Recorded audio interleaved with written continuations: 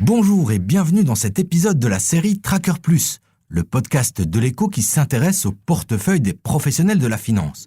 Cette semaine, c'est Laura Roba, analyste pour la banque Degroof Petercam, qui nous dit tout sur ses investissements et sa stratégie en bourse. Cet épisode était déjà accessible aux abonnés de l'Écho. Nous le diffusons à présent dans la playlist du podcast Tracker, à retrouver sur toutes les plateformes d'écoute. Il y a quelques années de ça, mais on parle de 1 ou 2 ans, on ne voyait pas un seul slide sur l'ESG.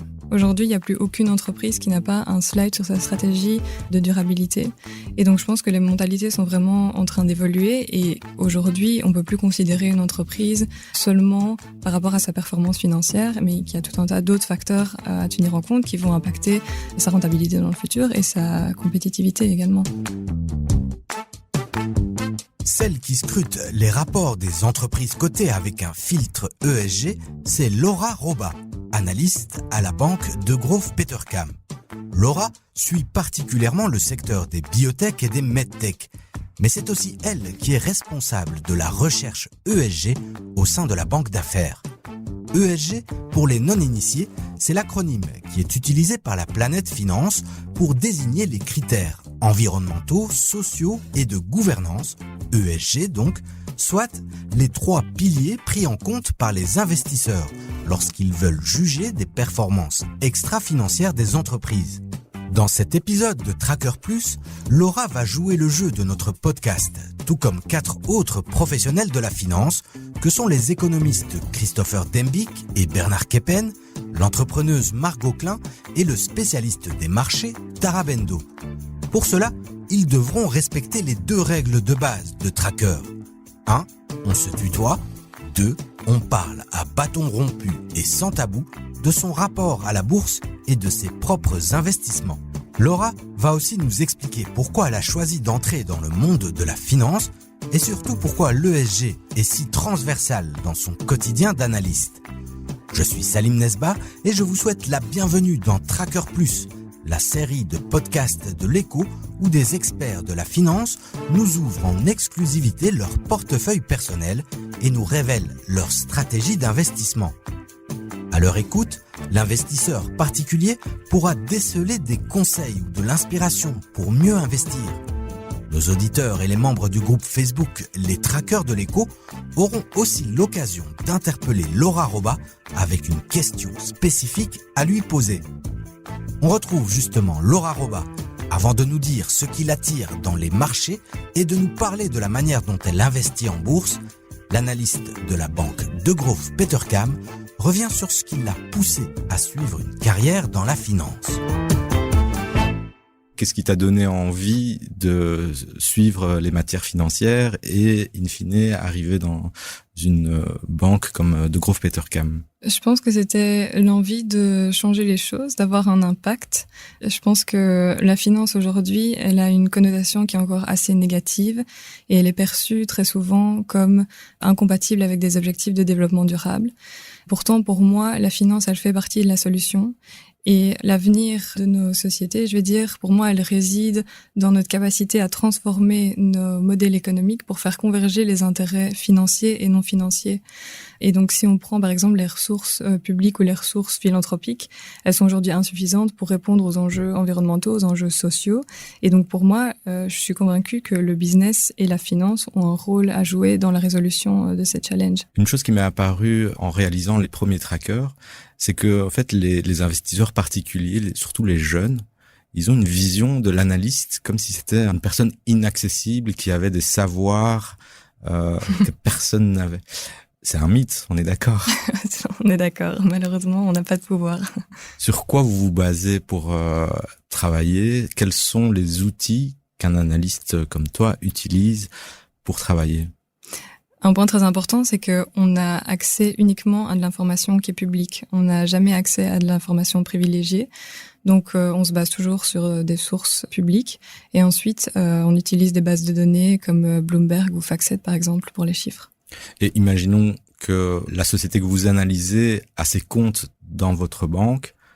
Là, il y a un mur quand même. Exactement. Vous n'avez pas accès à la comptabilité, Exactement. au bilan de la société. Non, et il y a un Chinese Wall d'ailleurs même avec notre équipe de vente, avec notre équipe de corporate finance, la recherche doit rester objective.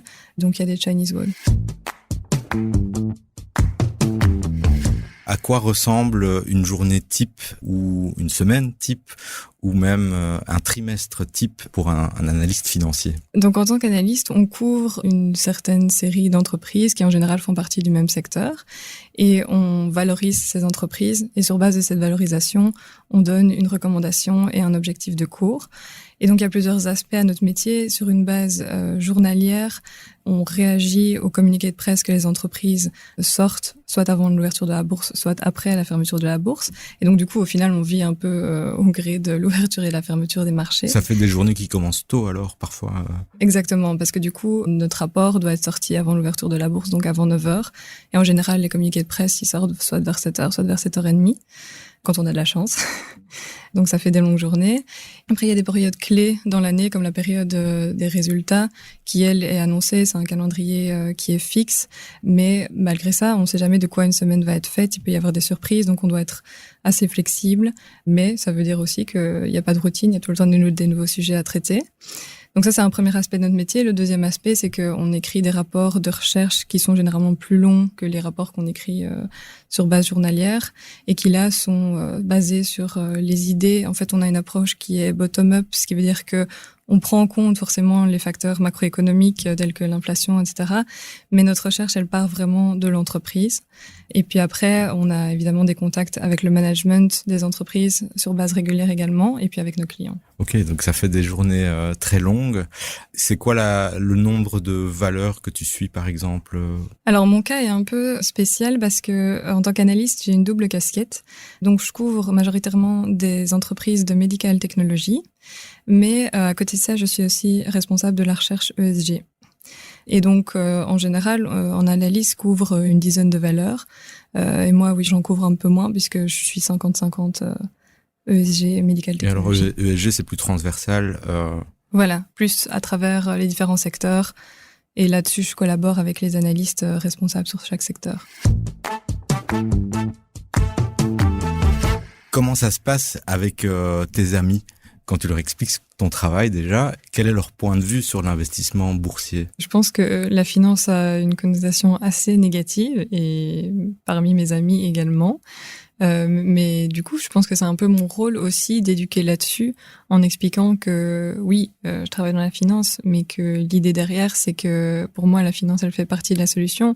C'est un peu ce qui est à la base de nos économies et je pense que c'est comme ça qu'on va pouvoir arriver à faire converger les intérêts financiers et non financiers parce que si on n'utilise pas la finance, je dirais les ressources publiques, les ressources philanthropiques, c'est très bien, mais ça n'a pas aidé jusqu'ici à résoudre les enjeux auxquels on fait face. Donc tu es vraiment 100% dédié à la finance, on va dire, pour caricaturer. Hein.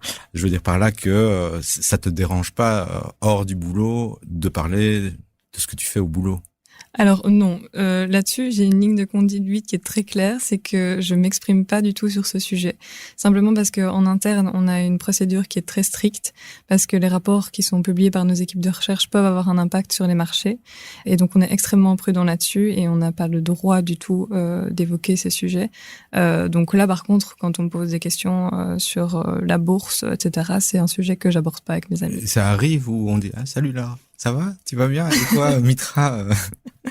Non, mais effectivement, des amis qui me connaissent et qui savent que je suis analyste peuvent me poser des questions. Mais voilà, j'y réponds jamais et ils savent que ça sert à rien de me les poser.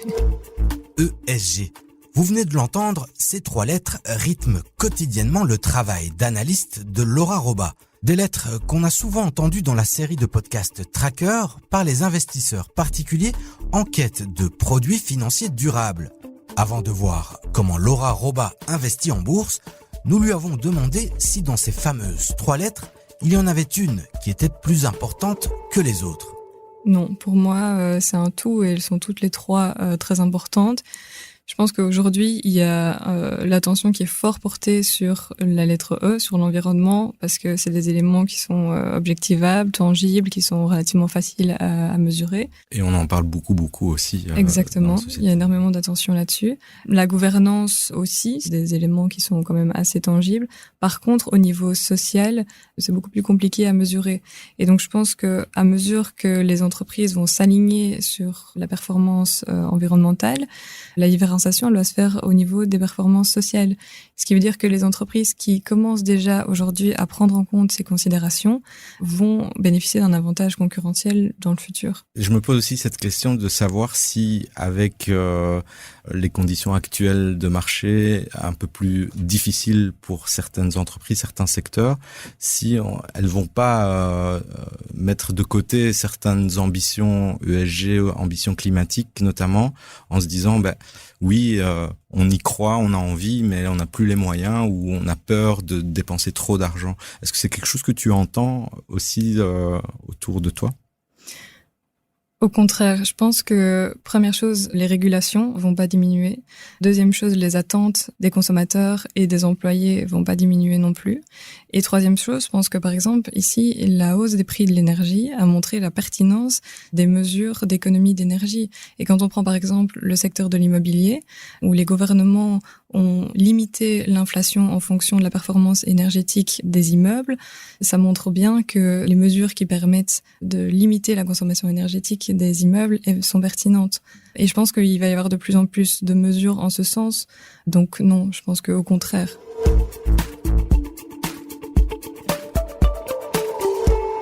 On n'a pas conscience nécessairement de l'importance des facteurs non financiers.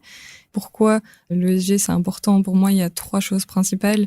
C'est important par conviction, au niveau de la réglementation et au niveau de la compétitivité de l'entreprise. Tu penses vraiment que dans 15 ou 20 ans, on va dire, il y aura des entreprises qui sont mises sous le côté, elles seront en perte de vitesse par rapport aux concurrents qui auront fait ce travail de s'adapter en fait aux nouveaux enjeux. Oui. Je vais m'expliquer là-dessus. Donc, quand je dis les régulations, par exemple, l'Europe, elle s'est fixée pour objectif d'atteindre la neutralité carbone d'ici 2050. Et donc, il y a déjà des régulations qui sont en place, mais on se doute qu'il y a d'autres régulations qui vont arriver pour soutenir cet objectif. Et 2050, ça paraît loin, mais quand on compare à la durée de vie d'un actif industriel, d'un immeuble ou d'une unité de production, 2050, c'est pas si loin. Donc, ça veut dire que c'est des facteurs qui doivent être pris en compte dans les décisions qui sont prises aujourd'hui. Ensuite, il y a des régulations qui viennent au niveau du reporting pour les entreprises, mais aussi au niveau des acteurs du marché financier. Et ce qu'il y a, c'est qu'aujourd'hui, ce dont on n'est pas conscient, c'est qu'au final, ces régulations vont dans un sens impacter l'accès au capital pour les entreprises.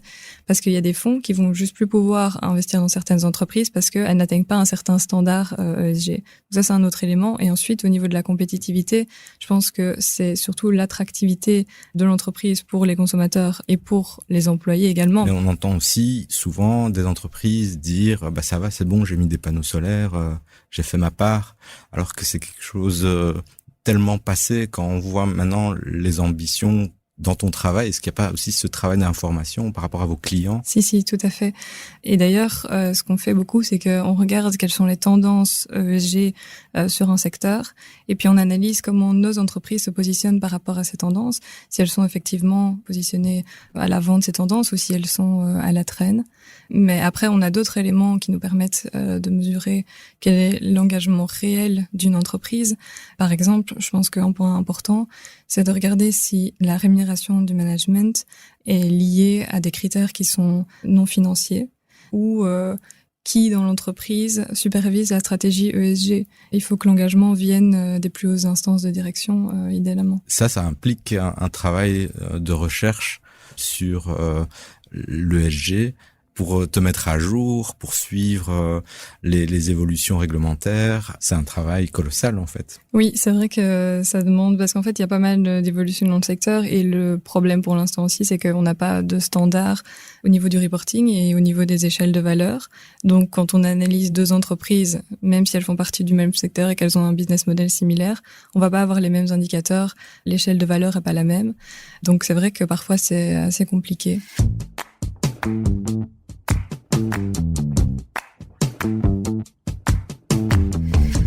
justement, on avait une question de Camille. À l'époque où on l'a rencontrée pour Tracker, elle était encore étudiante.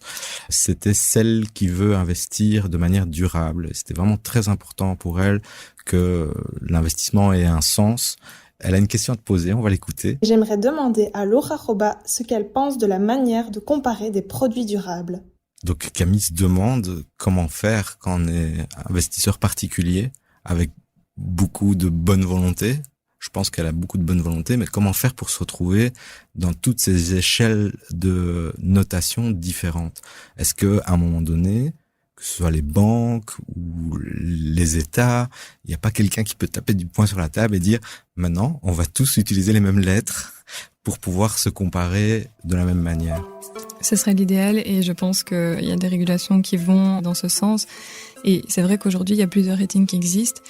Ce qui est compliqué, c'est que ces ratings ne mesurent pas exactement la même chose. Donc, il faut bien regarder dans la méthodologie ce que ces ratings mesurent effectivement, parce que parfois, ils sont pas nécessairement comparables.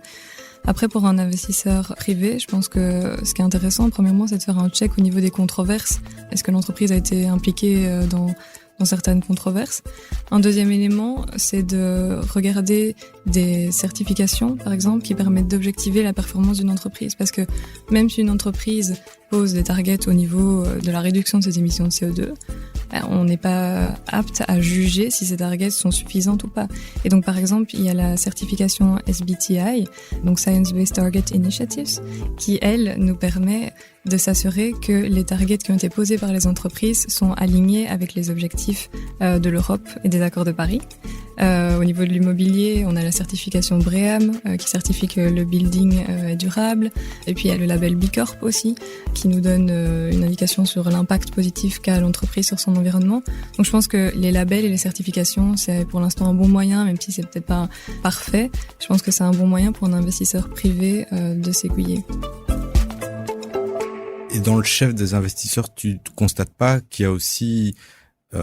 c'est plus difficile peut-être pour eux d'appréhender toute cette matière-là, mais qu'il y a aussi parfois des grosses idées reçues.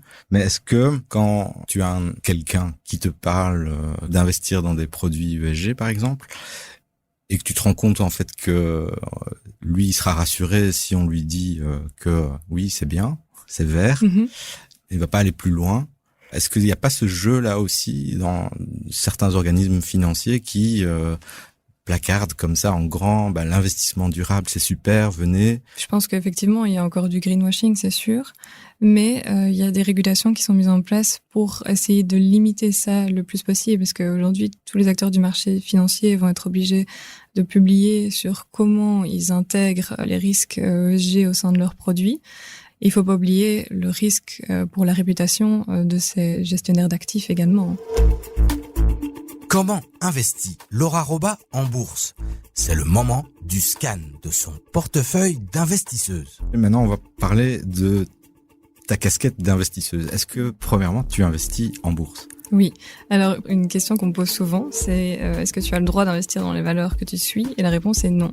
Donc, en tant qu'analyste, on n'a pas le droit d'investir dans les valeurs qu'on suit, ni dans les valeurs qui sont suivies par Degroof Petercam. Pour la moitié des valeurs que tu suis, ça tombe bien de pas trop investir dans les biotech, c'est parfois très dangereux. Oui. Donc, oui. En Belgique, on a la chance d'avoir un très bel écosystème au niveau des biotech qui allie financement, recherche, avec des entreprises de toute taille, même au sein du Bel 20. Mais effectivement, c'est un secteur à très haut risque, avec beaucoup d'incertitudes, parce qu'une étude clinique, ça peut très bien échouer. Et ça coûte parfois très très cher en fonction des échantillons qui sont testés. Effectivement, oui, c'est des entreprises. Donc, Laura, pas touche aux biotech. Non, pas touche aux biotech que tu suis pour Degroof Petercam. Voilà. Sinon, j'ai un profil d'investisseuse plutôt, un profil de risque plutôt conservateur, dans le sens où mon objectif à court et moyen terme, c'est d'investir dans l'immobilier, et donc pour ça, il faut constituer un capital de départ. Donc pour l'instant, j'investis majoritairement dans des trackers, mais à l'avenir, je pense diversifier mon portefeuille différemment, avec une partie investie en actions, toujours du long terme, et évidemment faire attention aux critères ESG, parce que je pense qu'aujourd'hui, on ne peut pas se permettre de plus considérer cet aspect-là. Et ça fait combien de temps que tu as ouvert ton compte titre? Tu étais déjà étudiante ou c'est en entrant dans le monde professionnel? Non, c'était en entrant dans le monde professionnel, effectivement. vu ton profil, est-ce que c'est plus facile pour toi d'atteindre tes ambitions, objectifs ESG en investissant dans des ETF, des trackers, ou en faisant du stock picking bien documenté? C'est une très bonne question. Tu prends tout le temps que tu veux pour répondre. Je pense que les indices sont pas nécessairement construits de la manière dont mon portefeuille ESG idéal serait construit. Il y a toujours une ligne ou deux ou trois. Voilà, qui sont pas encore qui ne collent pas. Qui sont pas encore idéales, oui. J'imagine que tu n'investis pas comme un investisseur lambda qui n'a pas fait les études que tu as fait, qui n'a pas l'expérience professionnelle que tu as. Tu regardes vraiment toutes les lignes des fonds et des trackers, ou tu t'arrêtes à la 50e comme bon nombre de gens? Non, j'essaie de regarder la majorité, mais bon, c'est vrai que ça a clairement ses limitations sur un tracker, je pense. Mais je pense que ça vaut quand même la peine d'en tenir compte. Tu peux donner des noms de produits ou de valeurs, ou tu préfères pas? Si, je peux donner des noms. Par exemple, j'ai un tracker qui suit le Standard & Poor's 500, mais qui retire toutes les valeurs qui ont des ressources d'énergie fossile. J'ai un tracker qui investit principalement dans des entreprises dont les revenus contribuent à un objectif de développement durable, l'éradication de la pauvreté, l'éducation.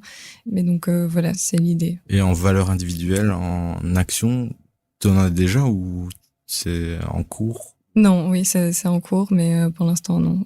Simplement des trackers. Au final, dans ton portefeuille d'investisseuse, il y a combien de lignes, comme on dit?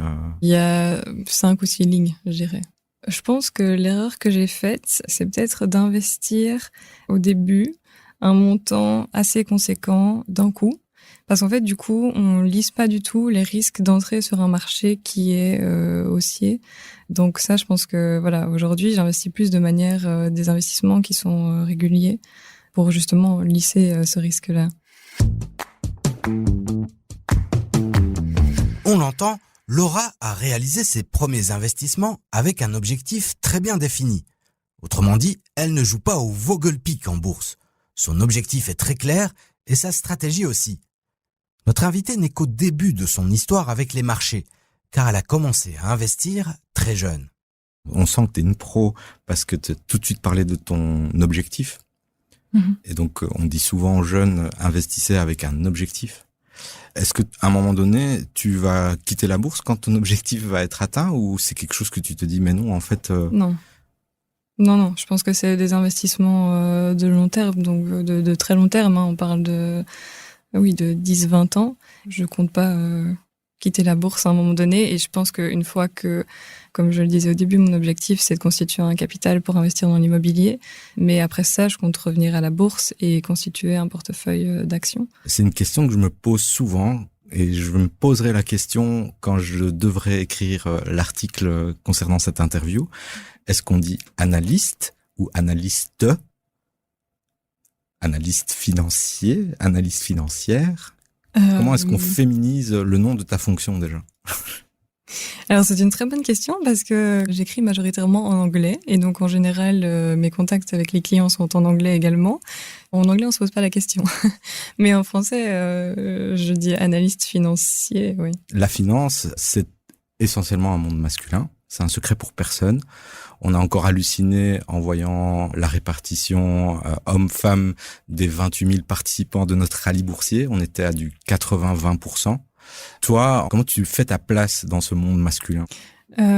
J'avoue que ça m'a jamais mis des barrières. C'est jamais une question que je me suis vraiment posée en me disant tiens, peut-être que ça va être compliqué de me faire ma place. Mais je pense que c'est aussi parce que j'évolue dans un environnement qui me l'a jamais fait ressentir. J'ai jamais subi aucune discrimination à ce niveau-là.